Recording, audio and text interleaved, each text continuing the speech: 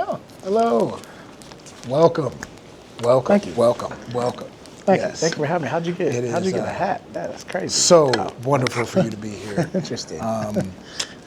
Ladies and gentlemen, welcome Yeah, no problem. to the Yeah, Ego Scout absolutely. podcast. Yeah. And I have a No. very good, special man. guest that I am very excited Happy to be to bring here. on the podcast. Happy to be here. I'm probably his biggest fan. I know all of your words, every song you've ever written.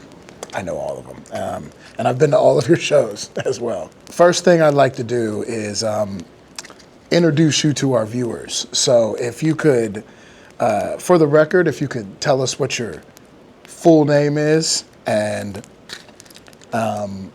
what do you do? What do you do? Yeah. So my name is Eric Rollin, and I am a professional songwriter, MC, and I am an entrepreneur. Great. And tell us about your career. My career, I probably started writing when I was about 15, 16 years old. And Wow. funny story is I had a dream one day that I wrote a rap, and I woke up and I remembered the rap. So I went down to my mom's computer, I recorded it, and the rest is history. After that, I just started writing music and recording music, and that's pretty much it. I started out as a beatboxer, but then I got into writing words. Incredible. Wow. And what are your plans for the future? What are my plans for the future? Plans for the future right now is to release this album. Put this album out, and travel the world, share it with everybody. I'm really excited about it. It's one of the best pieces of artwork I feel like I've put together. So I'm excited to share it with the world, honestly. And get out there and show the world the album. I've been to a lot of really cool places all over the world, so I'm looking forward to going back and sharing this music. And Yeah. You get a hat, dude. let's talk about some of the people that are on the album. How do you know Anthony James, aka Anjams? Anjams, my guy. Yeah, so I met Anjams when I was working at Discover Card. I was his trainer for the phones. We used to answer phones together. And Anjams was a full-time musician at one point. He used to tour 180 days out of the year. He's been in Hollywood films, worked with huge artists. And he had told me that, hey, if you want to be a musician, you want to do this for real, he was like, you're not going to be able to do it working here.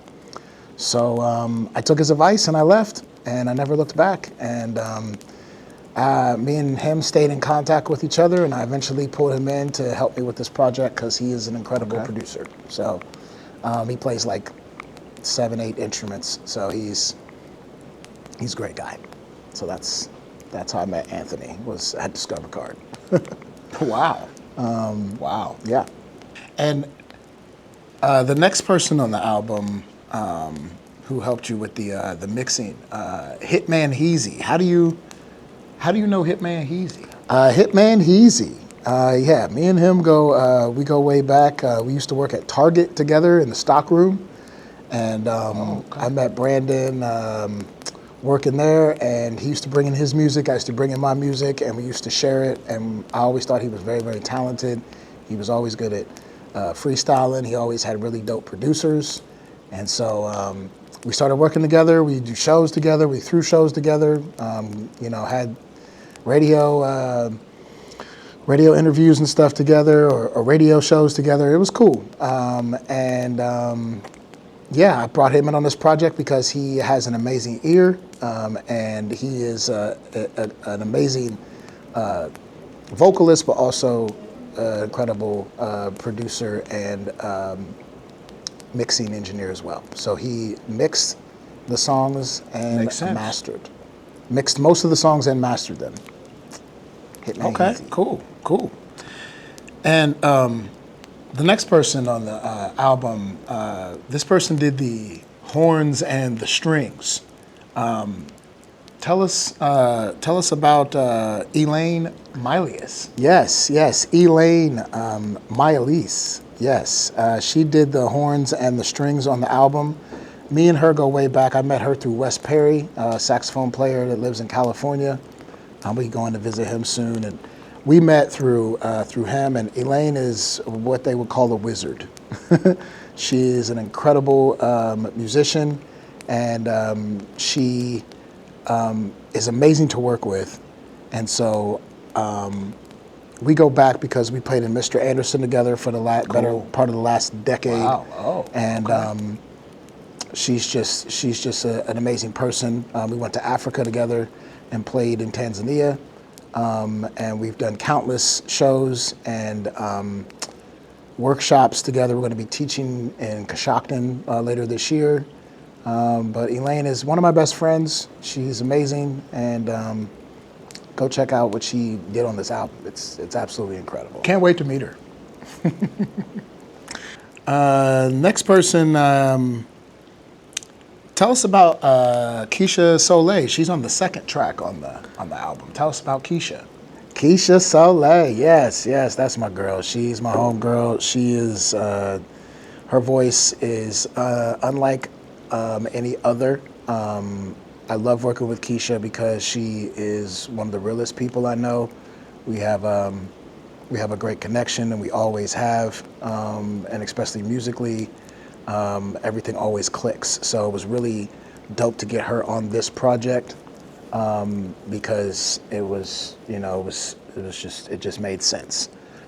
We used to play in a band called EOP together, and one of the first times I played at the Columbus Commons was with Keisha Soleil, and then we also did a show at the Columbus Commons for this music as well. So it's kind of cool because it was like a full circle moment. But yeah, Keisha's the homegirl, so she's dope. We will check her. We will check her out for sure. Yes. And next person on the album, which is one of my favorite artists on the album, and his contribution. Tell us about the bass player, Mike Ely. Yes, Mike Ely. Yes, Mike. I met Mike through Rob Riley. Rob is a drummer for Liquid Crystal Project, and Mike is the bass player. And Rob also plays in a band called Stretch Lefty that I also play with. So I met him touring with Stretch Lefty, and that's how I met Mike. And Mike is so much fun to work with because he never plays the same thing, and it's always, incredible. He is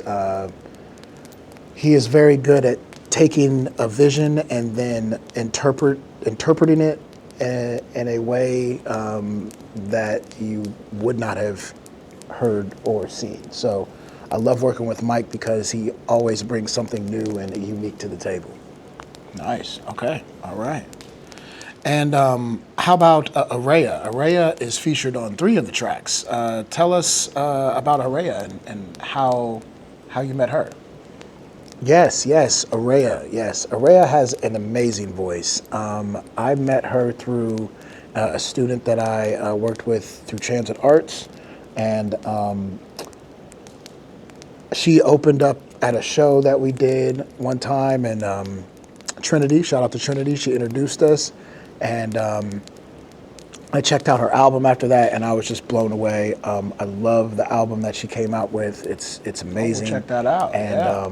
When I heard her voice, I knew it was something that I wanted to have on my album as well. So, and she's also on a bunch of other people's albums. Check out Ty Khalil. She's on his album, and some other great artists. But definitely check out her album on Spotify. I can't remember the name of it, but if you look up Araya, I think that's the only one she has, but it is dope. And you can put it on repeat. Okay. Right on. And then next person we have on the album, they did the DJ cuts, and the percussion. And tell us about him. Tell us about Mayhem, aka Keto Denim. Yes, yes, my man Keto, Mayhem. Mayhem is the man.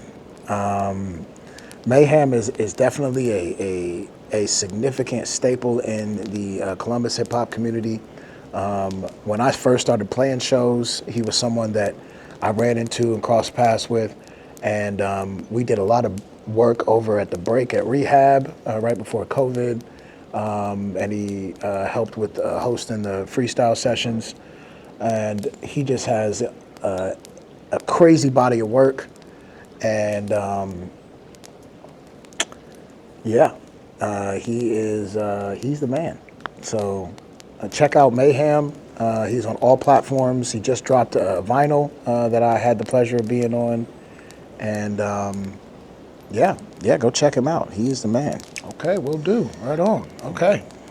And then next, another one of my favorite contributions to the album is the drums. Tell us about Reggie Jackson, and how you met him. Yes, Reggie Jackson. Yes, Reggie Jackson. Me and Reggie go way back. A really cool story about Reggie. One of the first times I met Reggie, no, maybe not the first time I met him, but one of the first times I really interacted with him musically was at Rumba Cafe when Tony Monaco was playing. And we talked at their set break, and he said, "Hey, you want to come up and rap?" And I was like, "Hell yeah!" Like that's absolutely. So I got to get on stage with Tony Monaco, Reggie Jackson, and Derek DeCenzo for one of the first times in my life, and that was just an amazing experience. And it really made me realize, that I'm qualified to be on stages with people of this caliber. And after that, me and Reggie always talked about doing shows together or doing music and writing music together. So when I started this project, he was always someone I had in the back of my mind. And then I just finally called him one day and said, "Hey, I got an idea. You want to be a part of it?" And he said, "Heck yeah." So here we are. Okay. Yeah. And the keys on the album is also another exceptional part of the album. Tell us about Christopher Brown and how you met him. How do you know Christopher Brown? Yes.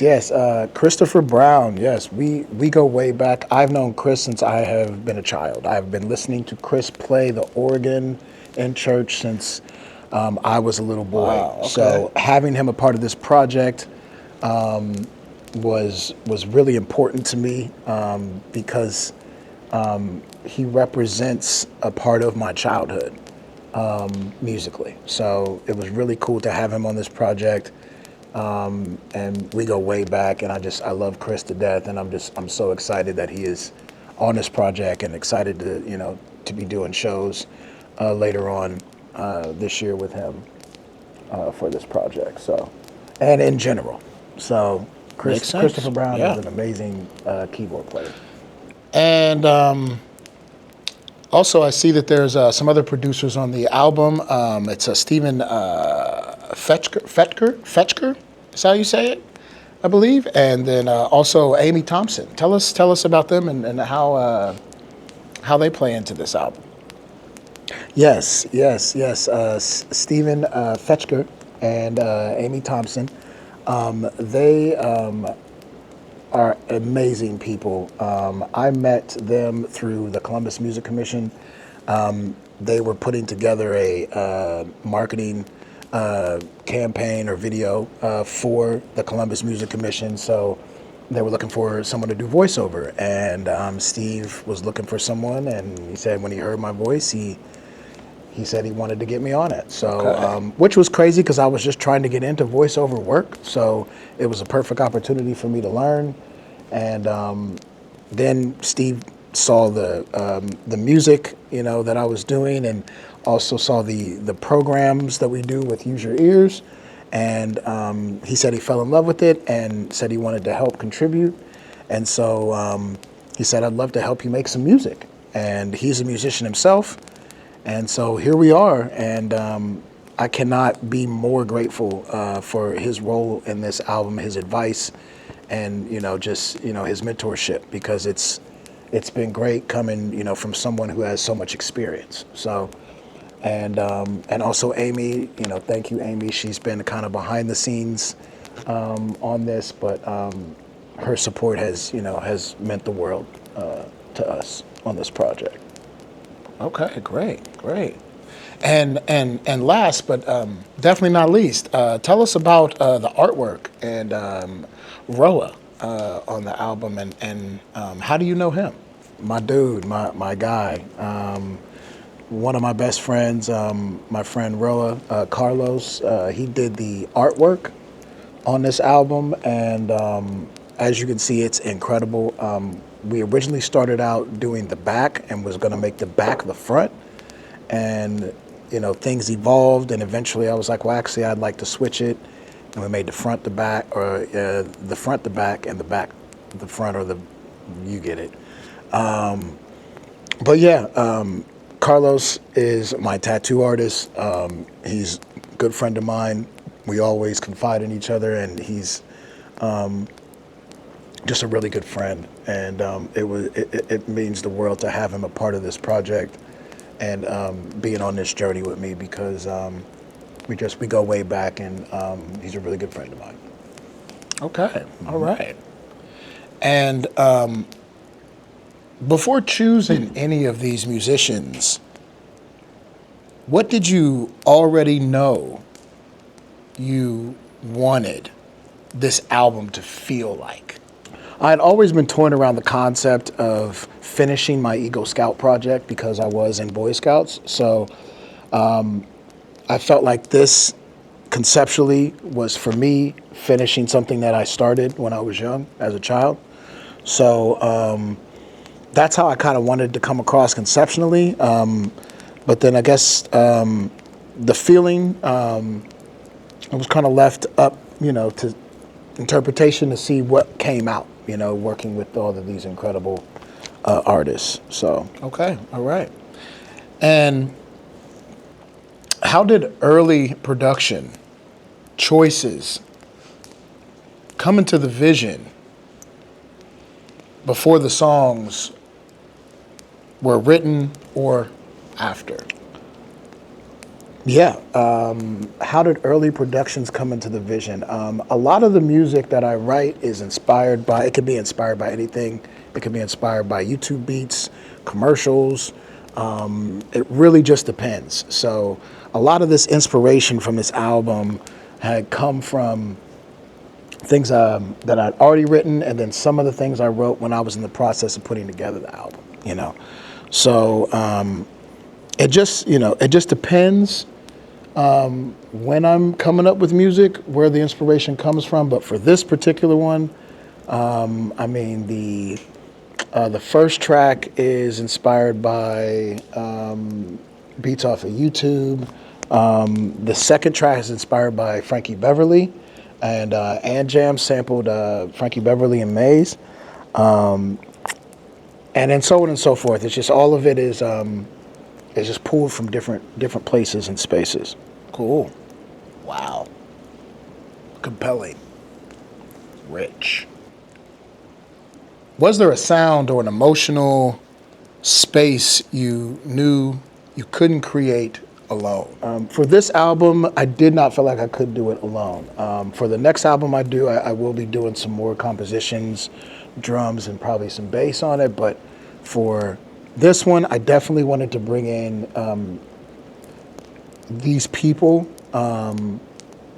for this album, because I did not feel like I could accomplish this alone, because they're so talented, and I needed that mix and that chemistry to capture for the record. What made you trust these specific people with this vision? Trusting these specific people was very easy. Like I said, all of them represent different periods of my life, all the way back to childhood. And so trusting them was very easy. They are all individually very decorated musicians. So it was very easy to trust them with this vision, because I knew it was going to hit. I mean, we only had one rehearsal, and after that, we went to the studio and recorded what we got. So it was dope. Okay. Wow. Okay. Great. It's amazing. And did each artist represent a different side of you or of the album's story? Again, yes, they did represent different sides of me. Like I said, Chris and I go way back from childhood. I've known Elaine for, the last 10, 15 years, Keto. I've known Brandon since I was 18 years old.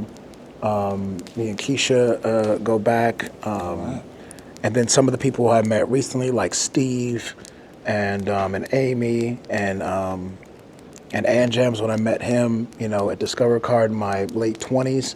So everybody kind of represents a different period in my life that I met them and experienced some time with them and maybe created with them. So, yeah, it definitely, to answer the question, yes, they do represent different sides, for sure.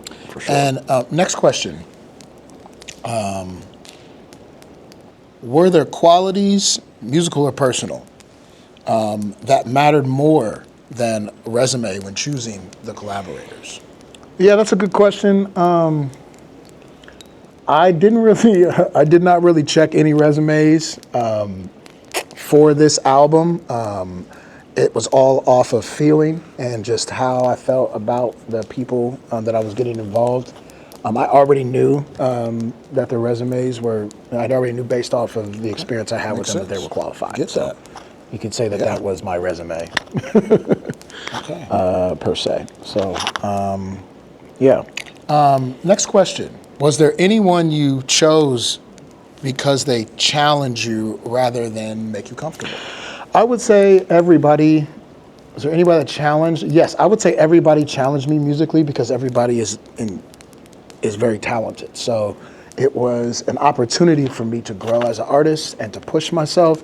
Okay. So yes, everybody did challenge me musically, and Makes sense. because everybody is so talented and very sensitive to creating, we were able to create a space that was challenging for everyone musically and pushed everybody to do something dope. So yeah. Next question. Yes, challenging for sure. How would you describe the creative energy in the room with these artists? How would I describe the creative energy in the room? It's like clockwork. Okay. It was ABC. It was very easy. It was like it was very, the word I can think of is easy. It was very easy to do. It's something that is easy to do, easy to repeat, and it's something I look forward to continuing to do because I enjoy it. I love it, and I think everybody else a part of it feels the same way. They both, or everyone loves, the process. So yeah, I would definitely say that for that question. Do you think that any of the artists unlocked something inside you that surprised you? I will say that after the first and the only session we had, recording session, I did go home and I went and listened to the compositions, and I was blown away. I was absolutely blown away, and I was very surprised, and I was very emotional because I was so excited that the vision that I had saw, I was able to bring it together. So even before it was mixed, mastered, yes, it was definitely something that I saw as a new point or plateau, in my artistry. Next question. How did your collaborators influence not just the sound, but how you performed or wrote the music? Not just the sound, but how I performed or wrote it. I would say that I wouldn't say that they necessarily influenced the writings, but definitely performance. I mean, like I said, with dealing with the caliber of musicians and the artists, it was necessary to bring their A game to the table. It was necessary to make sure that she was on point in the studio. I'm grateful for all the experience I've had in the past, to get to that moment and being able to apply it. But yeah, I would say yes. They definitely had influence on how I performed it because you gotta bring your A game when you're dealing with real ones. So yeah. Next question. Were there moments where you had to defend your vision, or moments where you let their vision lead? I would say, yeah, I remember in rehearsal when we had our only rehearsal, there was a part in the third track on the album, where it changes, and it literally changes almost to a different song, and that came up spontaneous, like a spontaneous thing in rehearsal, and that was something that I encouraged beforehand when we discussed doing it. Was like, hey, these are reference tracks that Anthony and I, arranged and produced, but it's open to interpretation. So yeah, that was amazing. That's one of the coolest things on the album, in my opinion, is the way it changes almost into a different song, and we added some string parts, and it was cool. It was cool. So yeah, definitely, definitely moments like that where they took the lead for sure, and it was awesome. Next question. What conversations happen behind the scenes that listeners may never get to hear but feel? Tell us about that. I don't know. I mean, I guess conversations of gratitude. I was very, very grateful for everybody being able to come together and do this and contribute their time and energy. So there was a lot of those types of conversations going on, just like us just being grateful for each other and being supportive of each other. And that was, I guess that's probably and hopefully something that you will feel in the album. Is gratitude, for our ability to do these kinds of things. So, yeah. And next question. What did working with these artists teach you about yourself as an artist? What did they teach me about myself? Man, a lot. It taught me that that I'm capable, that I'm qualified. Was qualified to be in the room with these people, qualified to work with these people, and I'm capable of leading as well. I've always been someone that's kind of self-conscious and I would say kind of not as confident in myself as I should be. I've always struggled with that as an artist. So this is, for me, is my love letter to myself, letting myself know, like, yo, you can do this. You're good. You need to go scout for your ego and murk that guy and grow. So, I would say working with these artists definitely helped me, with that process, and I'm grateful for that. And looking back, would this album exist in the same way without these specific collaborators? This would not exist without these type of collaborators. This was a vision that I saw, and that I knew was necessary to get these people involved. So no, would not look the same if I did not get these people involved. And everything, in my opinion, happens for a reason, and all this happened the way it was supposed to for a reason. And originally, I was trying to push this vision, and I was trying to rush the process and put together people quickly. And I had to take a second and zoom out and take my time and put it together the right way. And so, yeah, I'm looking back. Yeah, this would not exist without these people, for sure. Okay, all right. And last question in this series here. What if you could describe each artist's contribution in one word or feeling, what would it be? If I could describe everybody's contribution in one word, stellar. Okay. All right. Great. That's great. Stellar. What would you say your favorite Yep. part about this project was? Sharing it, performing it,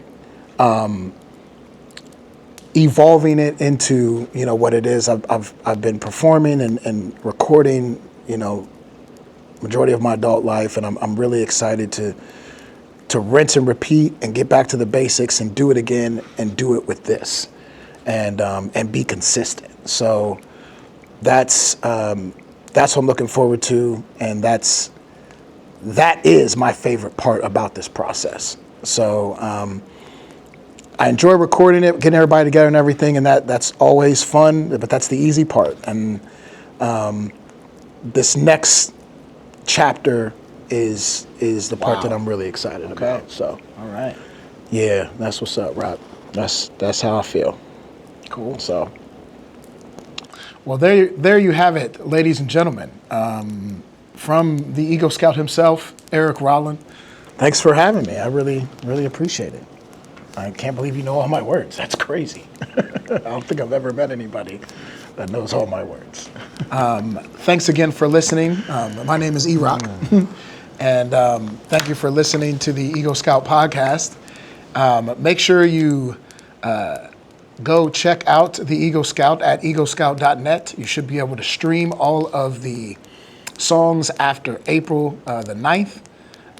And you will also be able to purchase the album right now if you go to eaglescout.net, and you can purchase the cassette flash drive and other things as well. So make sure you go check it out. This I'm so excited. I am a huge fan. I'm just a huge fan.